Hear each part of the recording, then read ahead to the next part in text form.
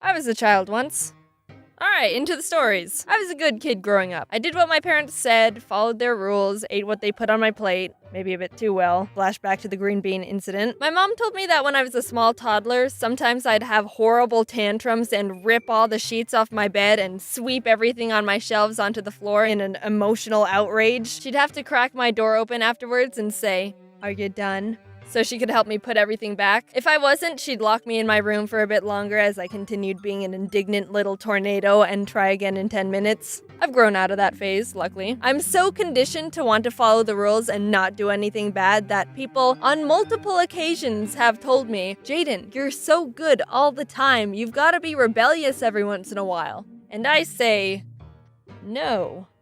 Is that a start? I was such an obedient kid, I've only been grounded once in my entire life, and that story is pretty pathetic. I was maybe 6 at the time, and my parents were going out for a date night or whatever to get out of the house. Understandable.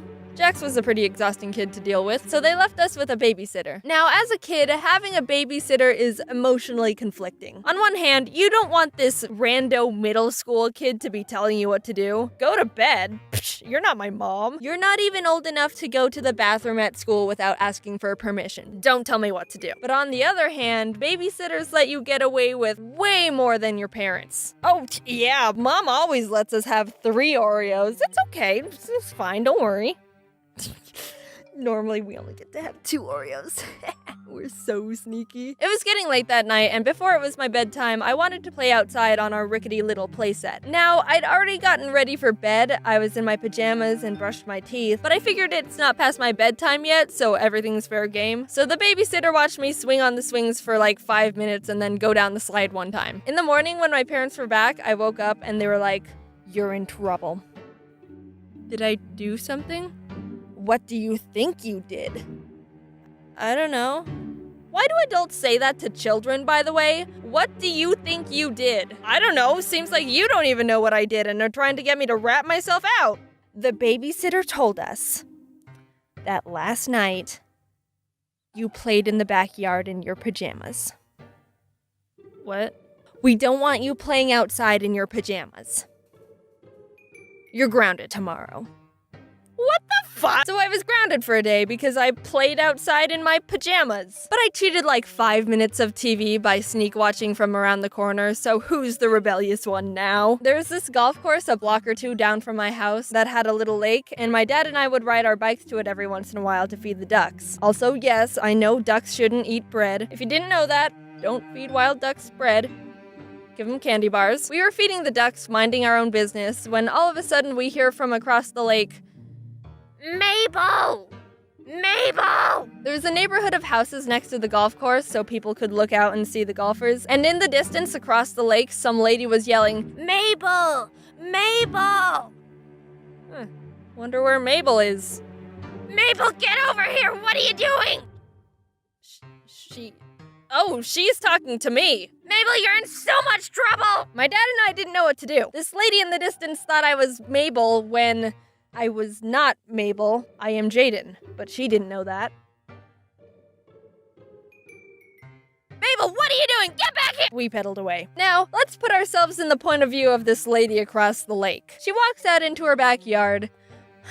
What a wonderful evening. I think I'm gonna treat myself to some relaxation time out in my backyard. Working my 9-to-5 job and managing 3 children as a single mom sure is hard work, especially since my doctor says I need to lower my stress because it's starting to take a toll on my depression.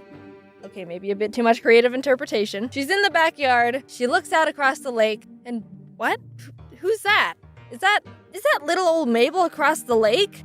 How'd she get there? And wait, is that a strange man with her? What the? "Mabel, what are you doing? Get over here!" That girl is in so much trouble when she gets back home. I've told her so many times about the dangers of... Is she pedaling away with him? I hope Mabel wasn't in too much trouble when she got back home. Sorry, Mabel. This story didn't happen necessarily during my childhood, more teenagehood, but I think it's kind of funny, so I'm telling it. I went ice skating with a couple of friends one winter, maybe when I was 15, 16. It was busy, but not too busy. Side note, one time my friend invited me to go ice skating, and we were the only 2 there. It was dope, but also felt like a weird ice rink Twilight Zone. Anyway, so we were skating around, like what we went there to do. I'm not anywhere near close to a good ice skater, but I hadn't fallen on my butt or head, so I considered it a successful day. After a while, we decided to do one more loop around the rink, and right before we were done, this little boy skates up to me. I wasn't very old at the time, but he was definitely younger than me, maybe 13 or something, I don't know. I looked down at him confused, and he goes, "I like your hat." Oh, by the way, I was wearing a knitted hat that looked like a raccoon, so it was a good hat. "Will you hold something for me?" Oh, okay. And I'll never forget what he says. This is possibly one of the smoothest things I've ever heard from a little 13-year-old boy. So he goes, "Will you hold something for me?" And I go okay, what is it? And he goes, "My hand." I had no expectations on what he was gonna say, but that one definitely caught me off guard. I was so startled by his... what would you even call that? Pickup line request? That I stumbled back, forgetting I was on ice skates. I didn't fall, but I definitely did one of those weird twisty maneuvers that your body pulls when it's off balance and trying not to fall down. The boy skated off because I think he wasn't expecting to actually physically startle me. Thinking about it, if you were to try and use a pickup line on someone and their immediate response is to be so surprised they almost fall backwards, I don't know how to interpret that. Obviously, it's not what you want, but, I mean, that's gotta be some sort of achievement. I wonder what would have happened if I decided to say yes